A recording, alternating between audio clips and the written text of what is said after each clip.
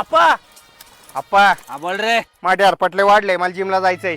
अरे पोरा 4 महिने झाले लाईट बिल थिकलंय. चालमाचं लाईट बिल येते. तुझं काय चाललंय जिमला रे? कुठून द्यायचं रे तुला पैसे? या मागच्या झाडाला फाशी घ्यायची वेळ आली आता माया. आप्पा माझे सगळे मित्र चालले जिमला, तो बुटका आमच्या पण चाललाय. अरे बाळा ते आहेत जागीरदाराची अवलाद, त्यांची ना आपली बराबरी होणार आहे का? हा आणि तुला लाज वाटते का? नाकाडी घेऊन हिंडतो गावभर. ए शुभे, अरे येतोय का जिमला?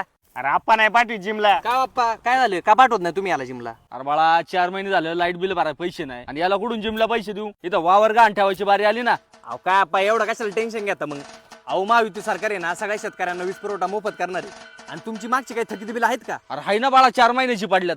आणि आता महायुती सरकार सगळ्या शेतकऱ्यांची जुनी थकीत बिल आहेत ना ती पण माफ करून टाकणार आहेत. तू सांगितलं नाही का आप्पाला? अरे तो कधी मला बोलायचा? त्याला असली कामं जमत आहेत का? त्याला गावभर हिंडाय सांग ना. आप्पा ते जाऊ दे आता, आपलं टेन्शन मिटलंय ना. मला जिमला जायला पैसे द्या आता. अबे साले.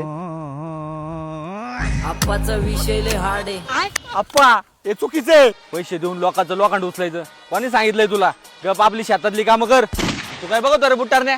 पळीजून आप्पा इधर अकेले पूरा मार्केट उतारे, समझ नहीं आ रहा बिल्ली समझना चाह रहे लोग कौन है रे